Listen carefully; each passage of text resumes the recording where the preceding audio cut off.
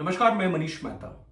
इस वक्त झारखंड की राजनीति में ये 3 एफआईआर की कॉपी सबसे ज्यादा चर्चा में है, क्योंकि ये कोई साधारण एफआईआर नहीं है जो किसी चोर, बदमाश या डाकू पर की गई है, बल्कि इनमें से 3 में से एक एफआईआर झामुमो कार्यकर्ताओं पर की गई है, एक एफआईआर भीम आर्मी पर की गई है और एक एफआईआर जिसे सुन करके आपको भी आश्चर्य होगा, वो एफआईआर की गई है सीआरपीएफ और उनके वरिष्ठ अधिकारियों पर। जी हां, जो आप सुन रहे हैं वो बिल्कुल सत्य है, 100%।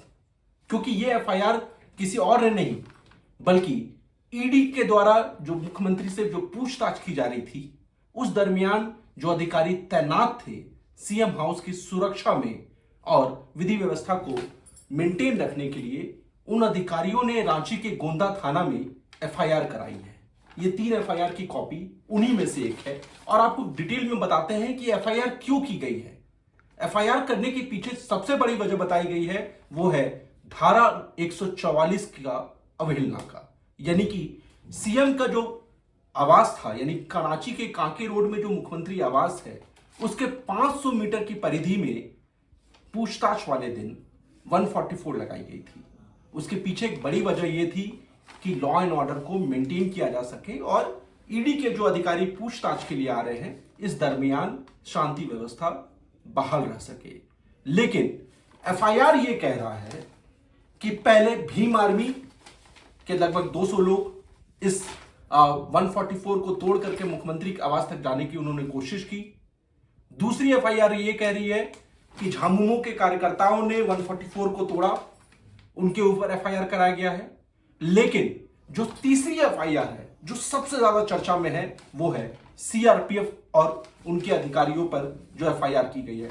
हम डिटेल में आपको पढ़कर सुनाते हैं कि उस एफआईआर में क्या कुछ कहा गया है। आपको भी सुनकर के आश्चर्य होगा और सबसे बड़ा सवाल यह है कि जिस तरह से पिछले 24 घंटे के दरमियान झामुमो के वरिष्ठ नेता सुप्रियो भट्टाचार्य ने कई गंभीर आरोप लगाए हैं केंद्र सरकार पर, उन एजेंसीज पर और अर्धसैनिक बलों पर, उसके बाद ये एफआईआर अपने आप में एक बहुत बड़ा सवाल खड़ा कर रहा है। जेएमएम ये कह रही थी कि एक चार्टर्ड प्लेन तैयार था एयरपोर्ट पर सीएम को दिल्ली ले जाने के लिए, यानी कि गिरफ्तार कर।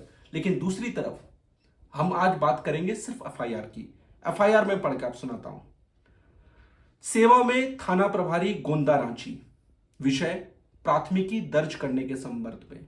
महाशय, मैं मुंशी राम, अंचल अधिकारी शहर अंचल रांची के पद पर पदस्थापित हूं। दिनांक 20/1/24 को मैं उपायुक्त रांची एवं वरीय पुलिस अधीक्षक रांची के संयुक्त आदेश पर ज्ञापक 139 दिनांक 19/1/24 के द्वारा पुराना हॉस्पिटल एलपीएन सहदेव चौक कांके रोड में दंडाधिकारी के रूप में पुलिस अधिकारी एवं पुलिस बल के साथ प्रतिनियुक्त किया गया हूं। यह प्रतिनियुक्ति आज दिनांक 20/1/4 को प्रवर्तन निदेशालय के द्वारा मुख्यमंत्री आवास जाकर मुख्यमंत्री के बयान दर्ज कराने के दौरान विधि व्यवस्था साधारण हेतु जिला प्रशासन के द्वारा की गई थी। अनुमंडल पदाधिकारी सदर रांची के आदेश ज्ञापक 294 दिनांक 20/1/24 द्वारा मुख्यमंत्री आवास के 500 मीटर की परिधि में 144 अंतर्गत निषेधाज्ञा लागू करने के संयुक्त आदेश द्वारा प्रतिनियुक्त किसी भी पदाधिकारी अथवा बल के अतिरिक्त किसी अन्य के द्वारा किसी भी प्रकार के अस्त्र शस्त्र, हरवा, हथियार आदि लेकर चलने एवं धरना प्रदर्शन आदि पर रोक लगाई गई है। यानी ये जो अधिकारी हैं मुंशी राम, वो ये कह रहे हैं कि 144 इंपोज किया गया था सीएम आवास के 500 मीटर की परिधि में और उन्हें इसकी एक जिम्मेदारी दी गई थी एलपीएन सहदेव चौक के पास फोर्सेस के साथ कि आप वहां पे लॉ एंड ऑर्डर को मेंटेन करें। जो मुख्य बात उन्होंने कही है अपने एफआईआर में, मैं वो पढ़ता हूं। दोपहर लगभग 2:30 बजे सीआरपीएफ के लगभग 10 बड़े वाहन, बस, ट्रक आदि में सीआरपीएफ के जवान एवं 2-3 छोटे वाहनों में सीआरपीएफ के अधिकारी पहुंचकर मुख्यमंत्री आवास की ओर जाने का प्रयास करने लगे। उन्हें मेरे एवं उपस्थित पुलिस अधिकारियों के द्वारा बैरिकेडिंग के अंदर जाने से रोका गया। सीआरपीएफ के भारी संख्या में पहुंचने एवं मुख्यमंत्री आवास जाने के प्रयास करने के कारण चौक एवं आसपास सड़क जाम हो गया तथा विधि व्यवस्था की समस्या एवं शांति भंग होने की संभावना पैदा हो गई। गौर करिए, सीआरपीएफ के भारी संख्या में पहुंचने के कारण विधि व्यवस्था की समस्या एवं शांति भंग होने की संभावना पैदा हुई।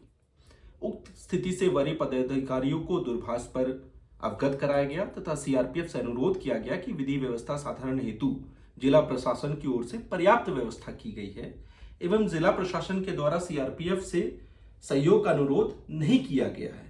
ऐसी स्थिति में बिना जिला प्रशासन के अनुरोध से आपके हथियारबंद जवानों के साथ पहुंचने से विधि व्यवस्था की समस्या उत्पन्न हो गई है। सीआरपीएफ के अधिकारी एवं जवानों से अनुमंडल पदाधिकारी सदर रांची द्वारा निर्गत निषेधाज्ञा आदेश जिला उपायुक्त रांची एवं वरीय पुलिस अधीक्षक रांची के संयुक्त आदेश अंतर्गत प्रतिनियुक्त दंडाधिकारी एवं पुलिस बल के अतिरिक्त अन्य किसी को भी मुख्यमंत्री आवास के 500 मीटर के दायरे में अस्त्र शस्त्र लेकर आने का प्रतिबंधित किया गया है के विषय में जानकारी भी दी गई है और अनुरोध किया गया कि आप सभी अपने कैंप में वापस चले जाएं। यानी कि मुंशीराम ये कह रहे हैं, जो शहर अंचल के अंचल अधिकारी है रांची के, वो ये कह रहे हैं कि 144 इम्पोज्ड है। वो सीआरपीएफ अधिकारियों से रिक्वेस्ट कर रहे हैं कि रांची में सीएम आवास के सामने, यानी कि सीएम आवास का जो 500 मीटर का परिधि है, जो रांची के को ये रहने वाले हैं या जानने वाले हैं वो जानते हैं कि जो रातू रोड से जो कांके रोड की तरफ जाने का जो रास्ता है, यानी एलपीएन शाहदेव सूचना भवन से लेकर के अगर आप बात करें तो एक बड़ा एरिया जो है वो सीएम हाउस को कवर करता है और उसके चारों तरफ यानी कि 500 मीटर के रेडियस में 144 इम्पोज था। बैरिकेडिंग भी की गई थी, तस्वीरें आप देख सकते हैं।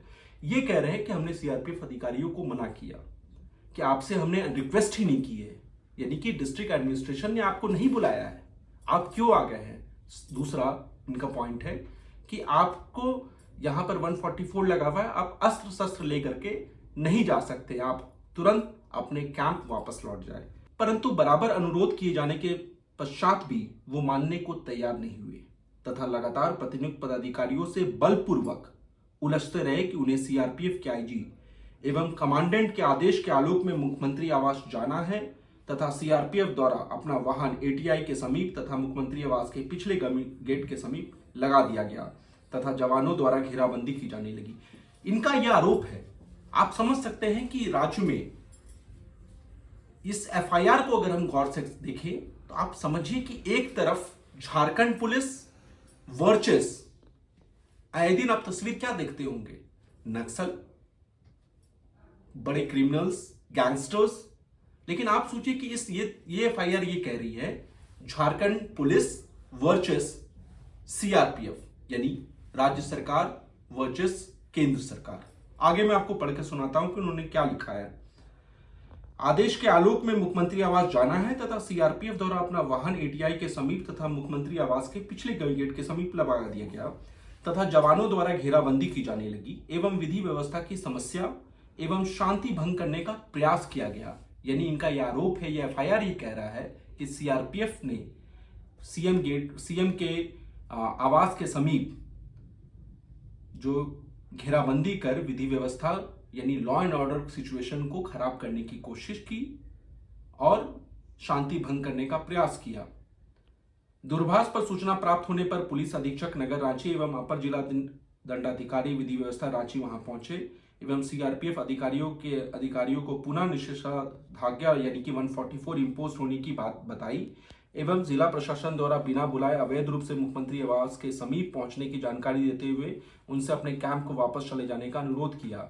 बारंबार अनुरोध करने पर सीआरपीएफ के द्वारा अपने जवान एवं वाहनों को मोराबादी स्थित रांची विश्वविद्यालय के भवन के समीप ले जाया गया। सीआरपीएफ के इस कृत्य से विधि व्यवस्था की समस्या उत्पन्न होने की संभावना हो गई, जिसे काफी प्रयास कर संभाला गया। यानी कि ये एफआईआर ये कह रहा है कि सीआरपीएफ ने जिस तरह से बिना बुलाए सीएम आवास को घेरने की कोशिश की, भारी संख्या में हथियार के साथ पहुंच गए और जिस तरह से लॉ एंड ऑर्डर को वो खराब करने की कोशिश करने लगे, इससे एक विधि व्यवस्था शांति भंग होने की स्थिति पैदा हो गई, जैसा कि इस एफआईआर में लिखा गया। अतः अनुरोध है कि 144 का उल्लंघन करने हेतु सरकारी कार्य में बलपूर्वक दखल देकर मुख्यमंत्री आवास में प्रवेश करने का प्रयास करने तथा शांति भंग करने का प्रयास करने हेतु सीआरपीएफ के अधिकारी एवं जवानों के विरुद्ध धाराओं के तहत प्राथमिकी दर्ज करने हेतु उचित कानूनी कार्रवाई की जाए। यानी कि मुंशीराम जो अंचल अधिकारी है शहर रांची के, वो ये कह रहे हैं कि सीआरपीएफ के अधिकारी एवं जवानों के विरुद्ध सीआरपीएफ की धाराओं के तहत 144 को जो इम्पोज था सीएम हाउस के पास, उसे उसका उल्लंघन करने, शांति भंग करने, ऐसे तमाम गंभीर आरोप लगाए गए हैं। और इन तमाम धाराओं में जो भारतीय संविधान कहता है, सीआरपीसी की जो धाराएं हैं उसके तहत सीआरपीएफ के अधिकारी और जवानों के ऊपर एफआईआर दर्ज की जाए और उनके खिलाफ कानूनी सम्मत कार्रवाई की जाए। अब देखने वाली बात यह है, क्योंकि एफआईआर तो दर्ज करा दी गई है, अब देखने वाली बात यह है कि अब यह मामला आगे कितना तूल पकड़ता है। और ये तो तय है कि इस मामले में जहां सत्ताधारी दल केंद्र सरकार और बीजेपी को निशाने पर ले रही है, तो वहीं बीजेपी भी चुप नहीं रहने वाली है।